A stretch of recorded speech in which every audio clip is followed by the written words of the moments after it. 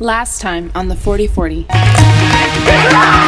So after all this, now it's time to go to the Wind River Range. That's been great.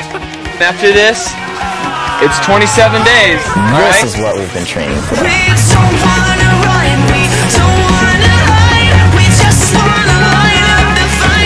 For us to travel through that would be a nightmare. But we needed snowshoes, and we needed that. It means it's gonna be amazing and challenging, fun, and unpredictable, Merritt. We were seeing spots of snow like here and there, and it was like, okay, like this isn't bad. And then we got into the higher parts. There's snow just everywhere. A lot of people were going to their waist, crawl and dig themselves out, which was quite hilarious / frustrating. I got post all too deep. But by the end of the day, we were all hurting.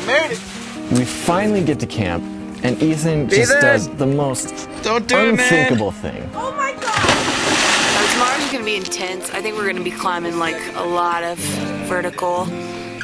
I just went down, look at a couple different routes. We didn't run into a river, we ran into the biggest body of water I've seen in the winds. There's just something about pushing yourself beyond what you think you can do, you know? This is what it's about. It's about pushing yourself as well as really learning how to abide with Christ in trials and circumstances and situations and press in. Besides today's hike, it's been simply amazing and a blessing. I don't know, God's just really meeting me out here and is just showing me His glory and in the pain, if that makes any sense.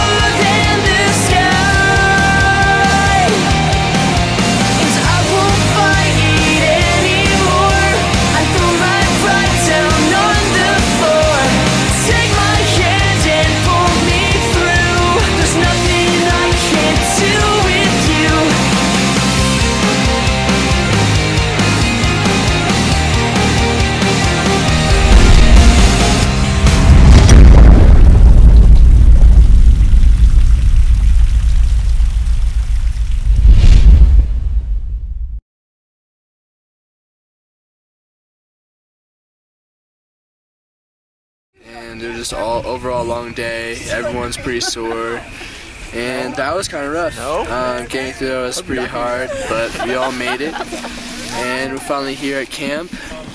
Now that we're in the winds, it's really critical that we actually hang our food to avoid bears that would be attracted to our food and want to come in and eat it. So actually, there's been an increase in the bear population in the Wind Rivers in the last few years. They've migrated down from Yellowstone in the Montana area. Coupled with that, the snow conditions actually are making it more difficult for the grizzly to find food. And so this is a year that we have to be super intentional about hanging our bear bags and hanging them well.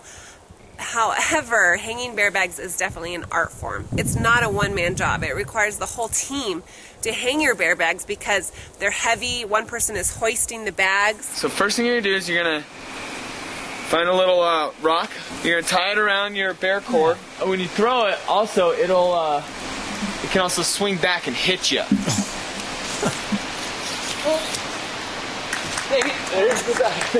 To get the cord over the top, then the others are helping pull it up, and so it's just it takes a little while to get used to that. Matt's gonna lift it, and I'm gonna hold the weight on this stick. Okay? You might have to get a bigger stick, bud. Yep. And it's certainly sometimes even humorous to watch the students as we first demonstrate it and then they're doing it themselves. How tall is that? I mean, from a 6 foot tall man is 8 feet tall with his hands up.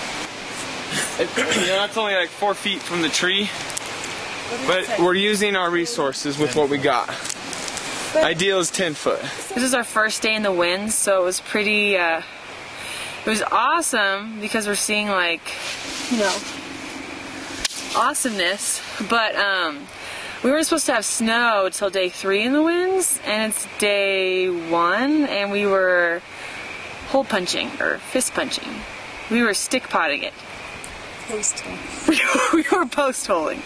This is not your normal 40-40 expedition, like, simply because of the weather and the snow conditions. And so, as a result, our 2 greatest objectives are going to be traveling through the snow, especially in northern slopes, and then the next is going to be the river crossings. And coming from a wilderness professional, the river crossings are our most dangerous thing that we can do.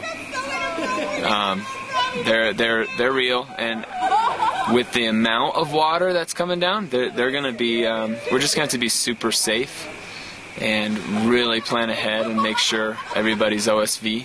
And we recently had to get snowshoes, so I've never had snowshoes, so I mean, I think that will be interesting. I think we'll be using those tomorrow also. We'll be LOD tomorrow, so it's been pretty crazy. On the back of the tree? Yes, back of the tree and back to the hole. Is a tool we use to help the group and empower leaders of the day, as well as empower the whole group to be successful. The first stands for oriented. Means everybody's always oriented in what's going on. When everybody's oriented, it's easier to move. It's easier to do the things we do. Like everybody's on the same page. So oriented, safe. Safe physically is just I'm not put in a dangerous situation. So it's safe physically, but it's also a safety emotionally, spiritually. You know, in order to go where we want to go, to help young adults transition from their actual to their potential in Christ and really start inserting their lives in the kingdom, you really have to go to hard places. You have to go to places of brokenness. You have to go places where you've been resisting Christ and not giving things up. And most millennials, because they've been betrayed by some form of authority, a father figure, they don't like to trust, and rightfully so. Some of the stuff that has come up on this course has been pretty intense, and I don't blame them for not wanting to trust. But when you know it's a safe environment, you can trust people, and it's awesome. So oriented, safe, and then valued. Another way of saying valued is loved. There's an equal value in it. Just because I'm an instructor doesn't mean I'm more important. Everybody's a son of the living God, and the value of everybody is of equal importance. We've been talking about what are called orphan pockets. Basically, it's just like an area that you have not let God father you. And you know, some people may think it's like a fluffy term or whatever, but it really is like practically like living when you live out when you don't live out your theology, when you don't really see God as reigning and fathering you over an area in your life, you know. And like one of the areas like that I don't let the Lord father me is like in fear. Like I fear like abandonment or rejection, you know, as opposed to being afraid of, you know, like the bears. I'm not really afraid of the bears, you know. But there's just real hard issues that, like just being free and actually acknowledging that God is your father, you know. And I've just had a great time. I get to be outside every day, all the time, and I love being outside. It's not like I just get to take my lunch break outside. I live outside. You know, we all do, and we love it. So it's been really good, and we are, you know, been learning a ton and growing as a wilderness family, and I love my wilderness family, and I'm glad I'm on the 40.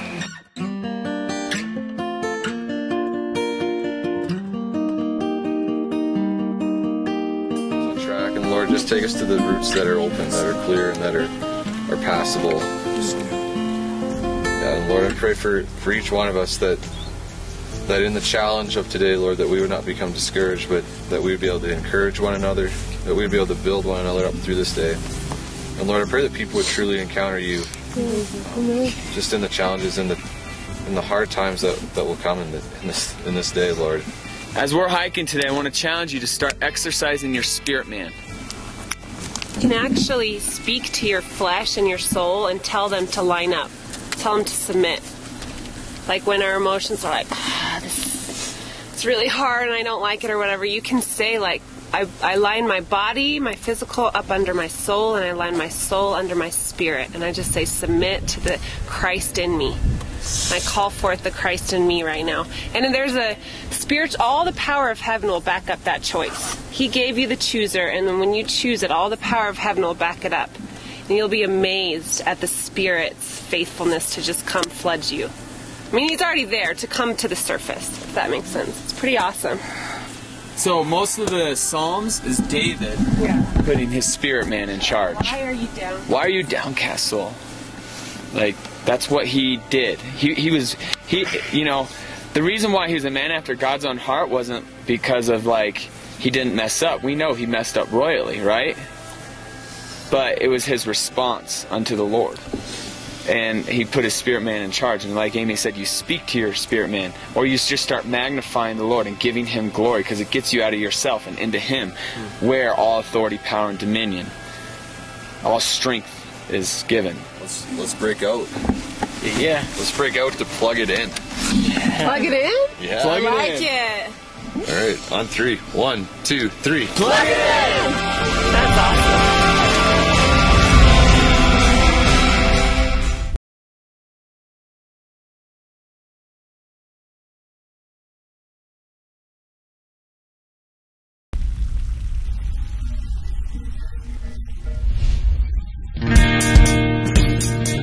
Now that we knew we couldn't do the river crossing, we had to hike Lightning Lakes all the way around to Raid Basin to get back on track. On the snowpack and traveling on your snowshoes with heavy packs because we have a new re-ration of food, it was definitely a challenge from the get-go. What are you doing right now? This is called resting. How are you kind of resting? hanging out. I'm putting the poles right here, which takes the weight off my shoulders and my upper back. And it actually feels quite good.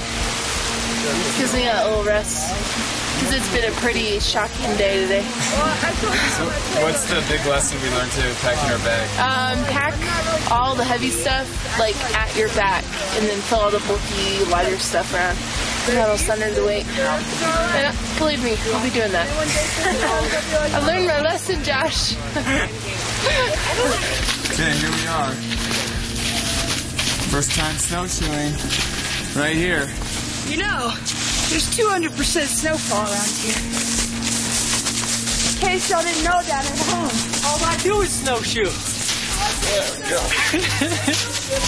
I'll snowshoe all day. So, you're now snowshoeing in July. Pretty wild. Some people, again, have never traveled on snowshoes. Certainly people have never backpacked on snowshoes, several of our students. And so the morale was high and we were doing well. We had to travel against a north-facing slope for a while, and the pace was good. People had high spirits. We actually had a few stream crossings in the midst of it all. Whoa! Woo! Shoot! How good you We're taking them off? There were points where we were putting on our snowshoes, taking off our snowshoes, putting on our snowshoes, taking off our snowshoes, putting on our snowshoes, taking off our snowshoes. Because you couldn't hike through the snow patches because you would just post-hole like crazy, but you couldn't snowshoe through the dirt. Should have stayed on the snow. What do you think of all this, Stephanie? It's an adventure, Josh. An adventure.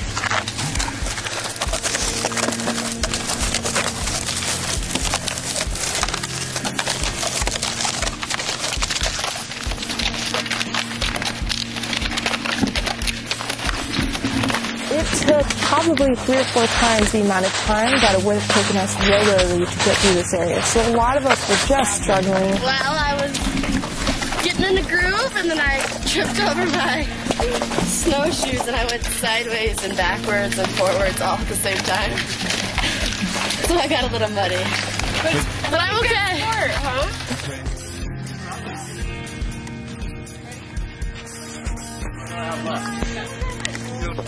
So there were points where we had to send the scouts out ahead of us to try and find these trails. while on this hike, the first objective hazard was a north-facing slope, and this north-facing slope was covered in snow. We were the first people to go through it. The trail was all under snow, and it was just difficult travel. People were post-holing.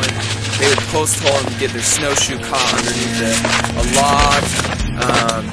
It was just some of the most difficult travel I've ever encountered on a SROM course. I've done 7, and this was by far the most challenging to walk through, but then B, the most challenging to navigate through. It was hard keeping on track, hard finding the trail, but the LODs did it. They did a great job with the conditions that were handed to them. So when we got through this north-facing slope, it opened up the Raid Basin, and Raid Basin is just beautiful.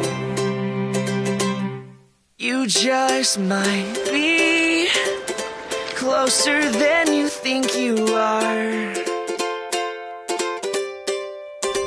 So to give people some perspective, this is supposed to be a small stream. Our crossing is supposed to be right here. From the start, all through the days I see you proving them wrong. You have come so far.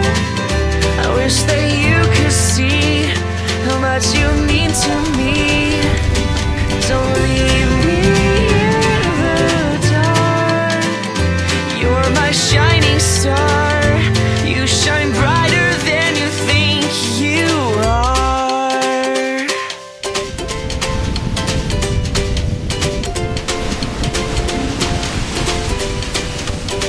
We're walking through it, and what was interesting about Raid Basin, it has some major drainages from Raid Peak and the Bonneville Basin area, and these drainages were just flooding this area with water. And so again, we kept getting stopped by these dangerous river crossings. It would be fine, but there's millions of bushes everywhere. It's okay. It's all about the fun, man. You have come so far. I wish that you could see how much you mean to me. Don't leave me in the dark. You're my shining star. You shine brighter than you think you are. Here's supposed to be our river crossing. It's supposed to be the small stream. I don't think we expected it to be this big. No. But so we're gonna like build a bridge, right? This was supposed to be where we crossed the river, creek, but obviously we're not going to be able to cross. So what we're going to do is just keep following it all the way around until eventually it's a lake that drains out into this river. So we're potentially going to have to walk all the way around that lake. So Woo! It is. Do it. Dream Lake. The good news. It's Raid Lake. The good news is Jesus Christ died for our salvation. That's right. Let's rock it. Let's do it.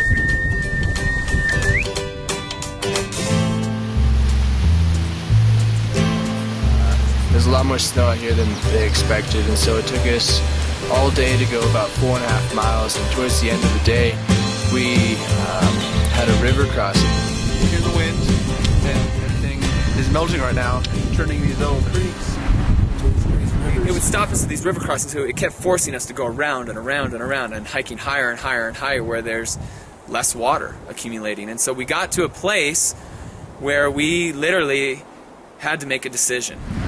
Basically, we either can go across this river, and which is probably pretty deep and fast moving, or if we try to go that way, you can walk like 3 miles out of the way around the river. Around, and then back up to come in to meet this again, which is way long, like that's almost a day. It was just like, okay, we think we can cross here. This is a big river crossing, but if we cross here, we're gonna have to go for it. We're all in. The water's what, probably 3.5, 4 feet deep? it was up to my belly button at one point. Oh yeah. And it's moving fairly quickly, so it's a sketchy, dangerous stream crossing. The plus side is that it would put us a lot closer onto our itinerary. If we don't do it, we're going to be a day, maybe 2 days late. Okay. So, yeah, we're going to make this an exercise on hearing the voice of the Lord, guys. After Sean and Josh checked it out, Sean came up with a good idea to pray about it and see what God has about it and what peace God gives us. Spend some time and ask the Lord to tell us. We'll take probably about 7 minutes. I want you guys just to go somewhere, like you don't have to go far, but just on your own. The truth is, even if we do cross and we're on itinerary, because of these raging rivers, we could get turned back as it is. Like, What does that mean? turn back means basically we are checkmate. Like we have to go back in the way we came. Go back out the way we came. Yeah. So. Like go back out to like Scad Creek? Yeah. What? That's what I mean by it's just because, like, you know, you got a pond there, a rook there, and the queen right there, and it's like, you gotta take one of them. I prefer checkers over chess. So, okay, but guys, this is how you do. Bless your heart, man. This is the real deal right here. Minivan saying, hey, I don't know if I hear the voice of the Lord. Well, now it's time to really practice. Can I tell a story? Please do. So with Maps Edge Ministries, who I'm going to be working with, this is something fairly common that they do if you come to a situation like this, where you either have two really good options or two really bad options, like today, or just two decisions, and you have to choose one. And so one time we were in the Sahara, and for certain reasons that I won't say, but we had to make a decision to go one way or another. And so we all went and prayed as a group. There was about 20 of us.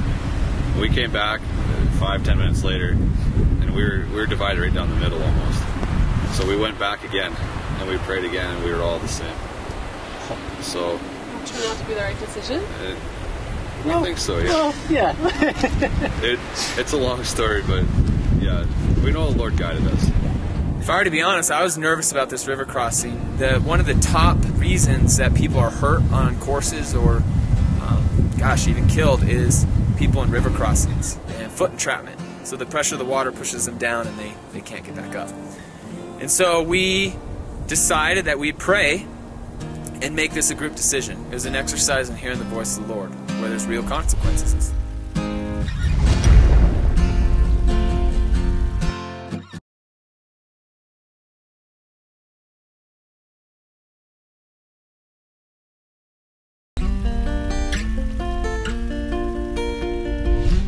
And so we all went off on our own and asked the Lord to tell us.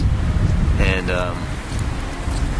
the first river crossing was kind of a challenge for me because I was having a really rough day. I messed up my hip on kind of a bad fall. So yeah, I was just struggling. I'd kind of broken down and was just really having a hard day. And when we were asked to pray on whether or not we're going to go across the river, it was kind of one of the first times on the trip that I felt the Lord really had spoken to me, just in a sense that I felt like he kind of, not necessarily broke me down, but just kind of humbled me into being open to his grace and accepting whatever he had for me. I was, praying and trying to take this seriously and, seek the Lord about it. And when I did, the only thing I heard that I got this sense we were supposed to cross the river now as opposed to later. I think we're supposed to cross. I think so too. So do I. So when we all came back together, it was we all had the same answer, which is kind of a group of 13 people, it's just not really going to happen that we all think. So that was kind of cool. I personally felt like the Lord was yeah, go forth into the promised land. I was reminded of Joshua, and I felt like he was just go ahead. And so I felt good about that, and everyone was yeah, okay. So everyone was unanimous. I was seeing the river crossing all the time. I had this worry in my heart in the beginning. I thought my pack getting wet I didn't have my clothes in my bag, so they would get drenched, and I was just like, oh man, this is not going to be good. And sure enough, first time, God was just like trusting me.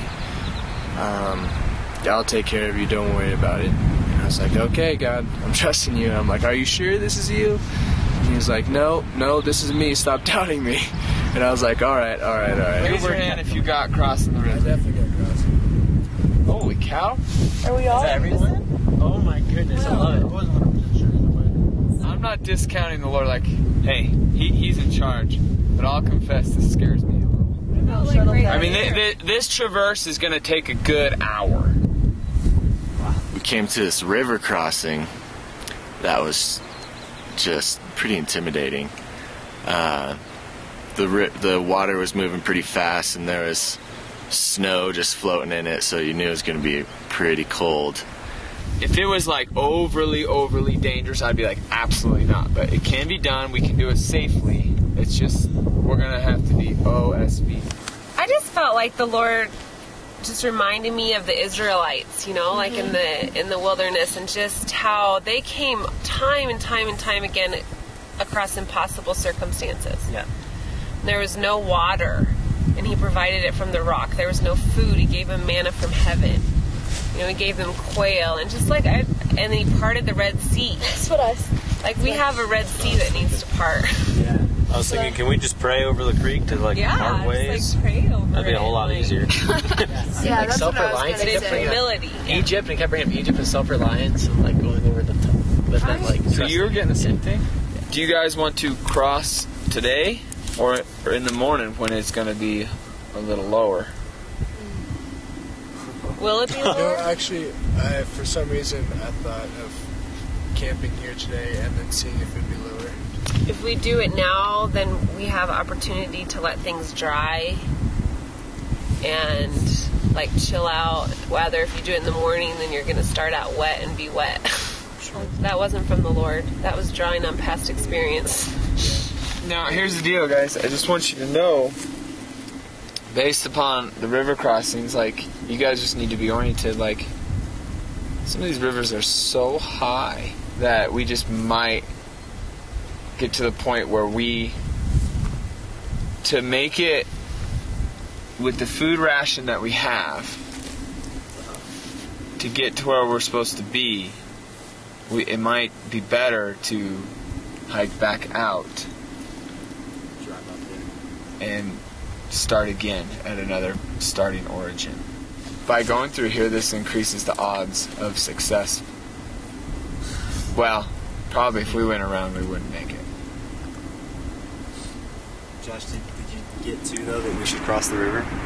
To be honest, I don't want to cross the river, but yeah. I did. So. What about if we pray for crossing the river today or tomorrow? Yeah, that's what I think we should do too. Not to be over spiritual, but I mean, it came back pretty clear last time. Maybe just press it again. Yeah, let's do it. Okay, do we want to cross now? It was like 4 o'clock, which is about the time you want to start making camp. What do we want to cross in the morning? And they were like, well, let's just go pray about it again.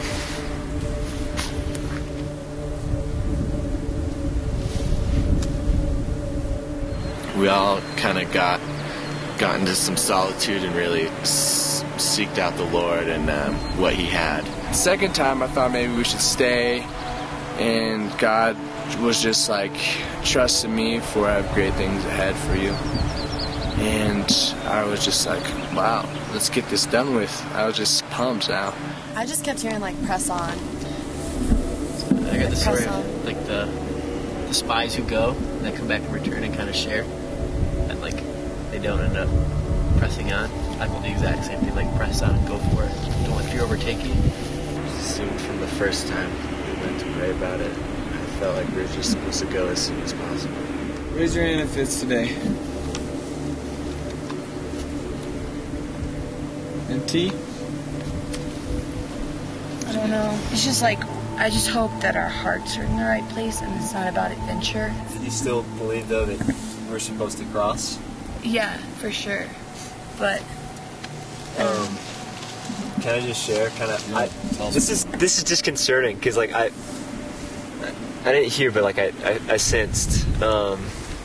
Seems like the Lord has something for our hearts here, like to sit and wait, so that like our hearts are prepared to cross. Like that's kind of how I felt. Ethan had something else. Like he just really felt like the Lord had something for us. He felt like we should cross the river, but like the Lord specifically had something for us here.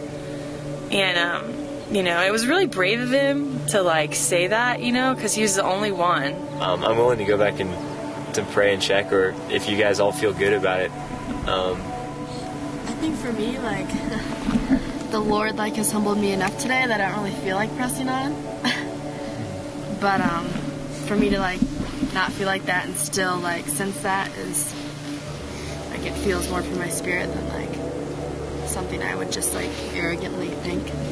Well, we did talk about being out of our spirit man today. I think Merritt and Ethan were really connected, what Merritt was talking about, and I think Ethan was kind of the caution to kind of focus on what Merritt was talking about. So I think the Lord wants to speak something to our hearts before we make the cross. I think it's important. Yeah, like your heart. Oh, like each individual before? Yeah, let's do what Anthony says and just see what we get.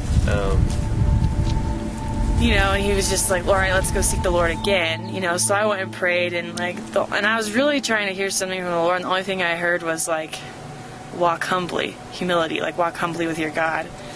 And I'm like, okay, like be careful when you cross the river, maybe, I don't know. And it was almost unanimous to cross that day. What I believe I heard last time, I thought I heard the Lord say, I've prepared a place for you here. I've missed the Lord before, but I just wonder if there's anyone that needs like prayer for anything spiritual, like specifically. And Ethan had this other idea that maybe someone has something else on their heart, some other worries or problems that they're worried about. Like with what Anthony said, like I just wonder if there's something before we cross that, like if. It's when Ethan came up I think it was the second time, and asked. He felt like somebody just needed needed prayers and everything. I guess Tosh had something on her heart, but she didn't end up saying it. Does anyone feel like there's something that needs to be fixed in their heart?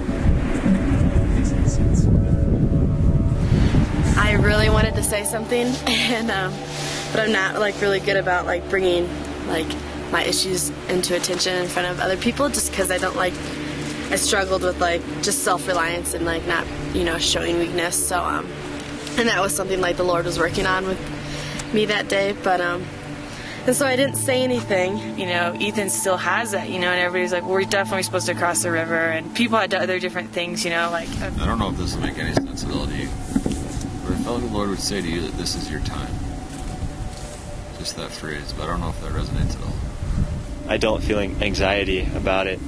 Is the only.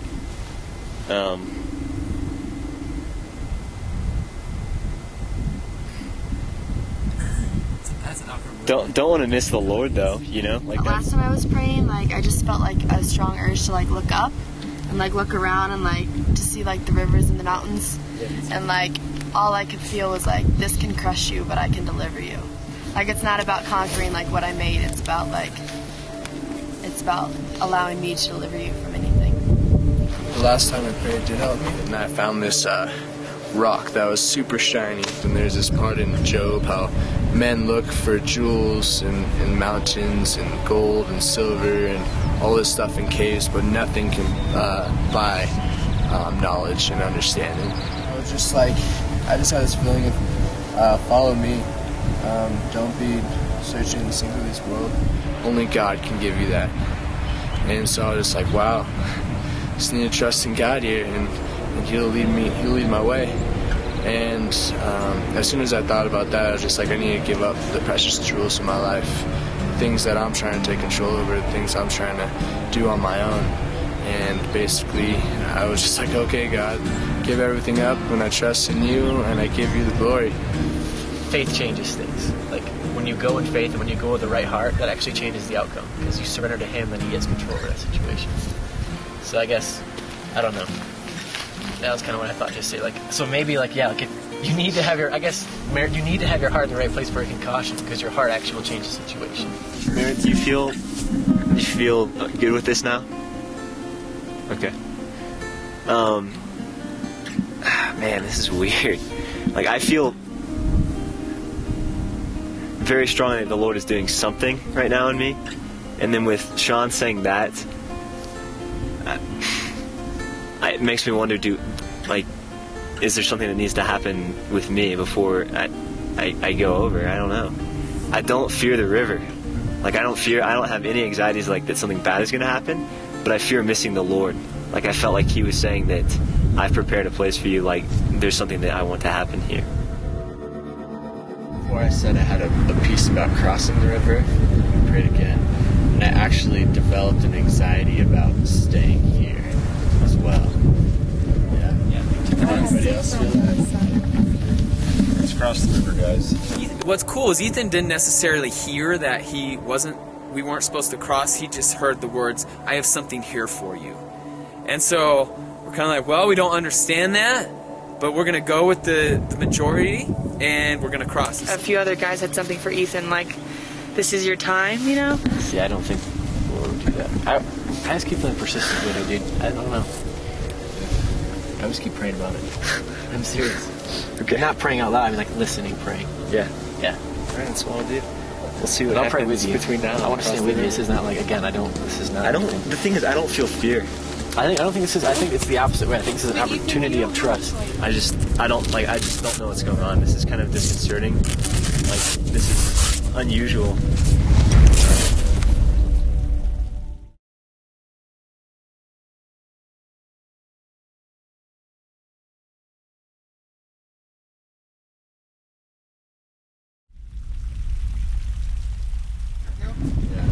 Our biggest and strongest go first, and then we'll see how it goes.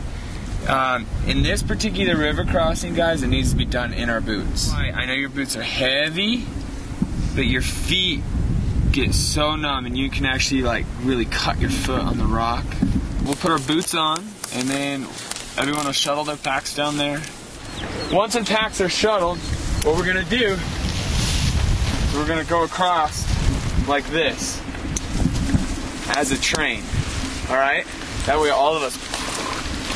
We prayed about it a lot, and we felt like this was the right decision to make. So we're all pretty confident in making it over. We took our socks off. You know, not just to look good, but just not get them wet. Where are we crossing exactly? Oh, right at this outlet right here. Oh, See that? I'll show you guys. It's like a 3-mile hike around this thing. 4 mile. And there's other river crossings like this. Yeah. So if we can get across here, now's your shot. And you can see one guy who's already across. Maybe the second one's almost there too. I was one of the first guys across, shuttling some bags over.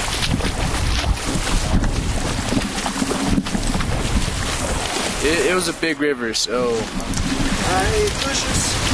there was a possibility of us falling in. It went up to about waist level.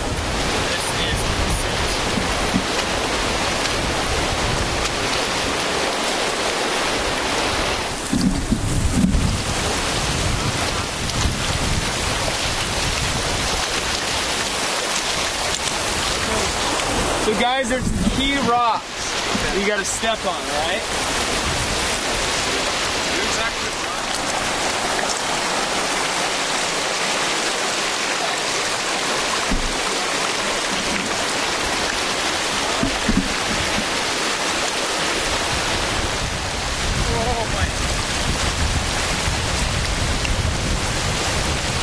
It was probably the coldest water I'd ever been in. It was up to my waist. I'm one of the taller guys, so it was definitely intimidating. It's really cold.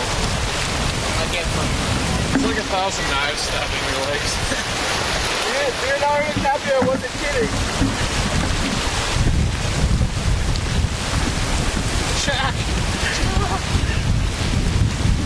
The current was pretty strong. Definitely had to be on your game. Walking across, looking for footholds, using your poles.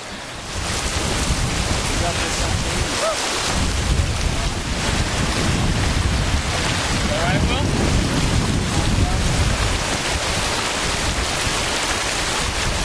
Crossing that river was a big thing for me. It was very signifying of me just giving everything up to God and trusting Him in every way. Because I mean, in little things I would not trust Him before. It was so cold that your legs just started stinging after a while. And I kept waiting like, oh, it'll be fine. Once my legs go numb, we'll be fine. It didn't happen. It was just very, very cold.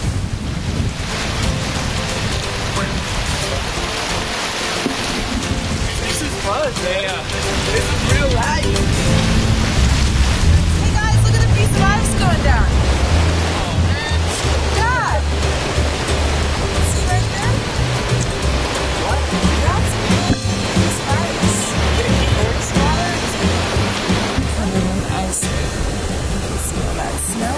That's not the end of the lake. That's just covered in ice.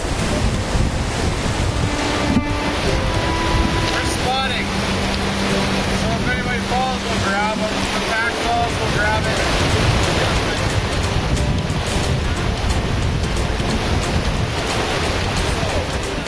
This is a really cool verse because Paul, he's talking here.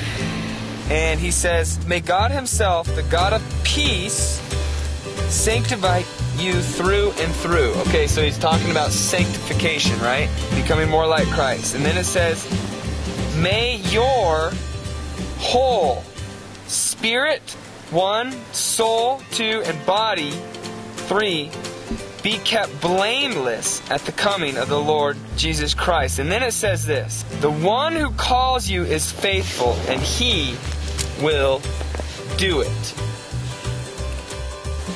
So the way to be kept blameless is by letting him do it. You can't be a Christian on your own. The only way you can be a man or woman of God and live out the destiny on your life is to let Christ on the inside of you grow and expand to the point where Christ is bigger than your body, bigger than your soul. And that you are actually literally emitting the image and nature of Christ himself.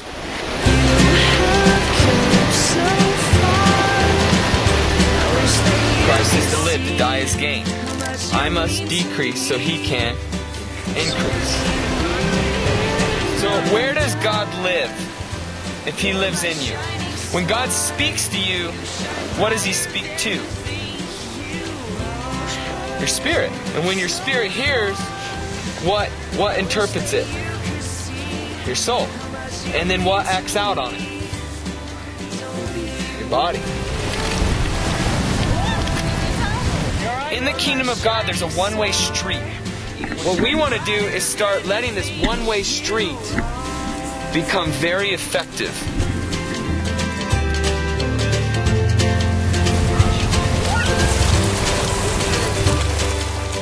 Definitely intense, but we all made it across fine with no incidents, and God had his hand in our river crossing. It just shows that God is great and he's a provider, and we can trust in him.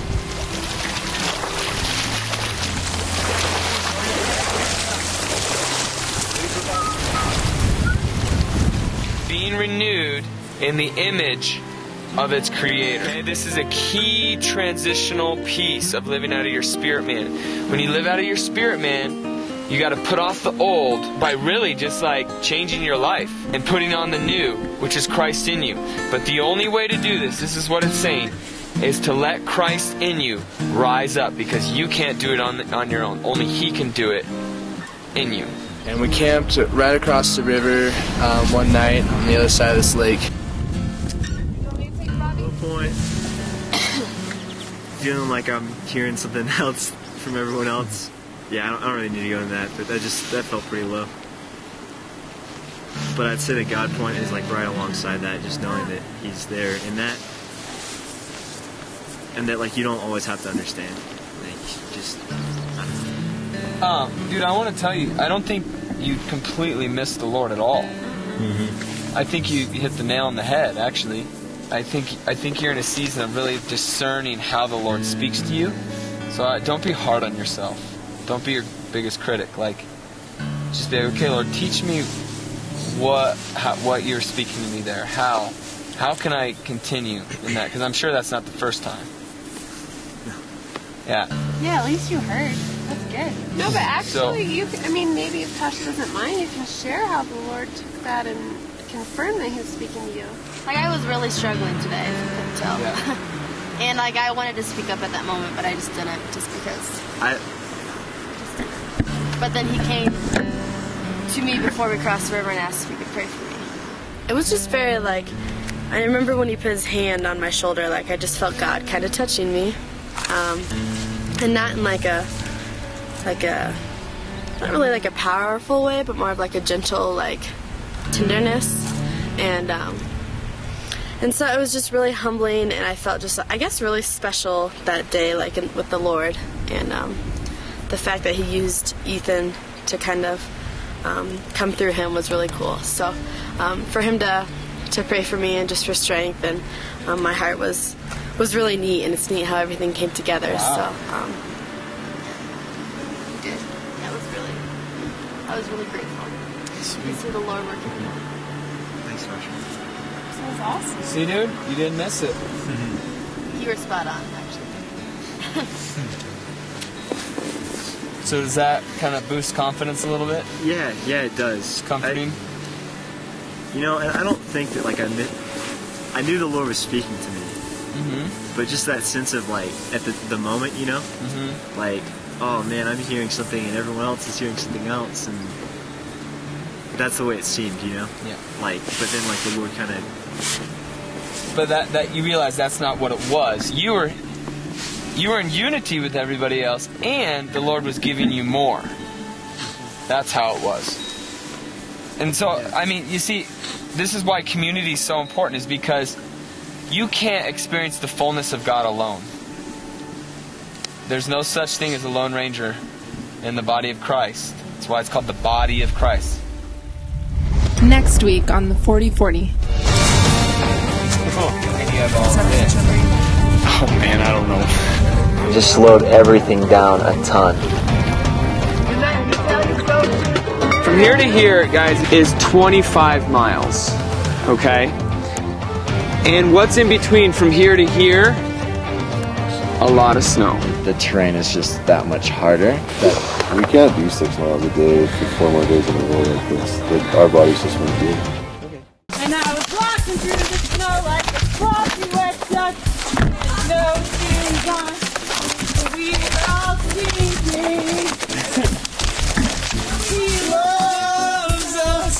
Oh, how He loves us.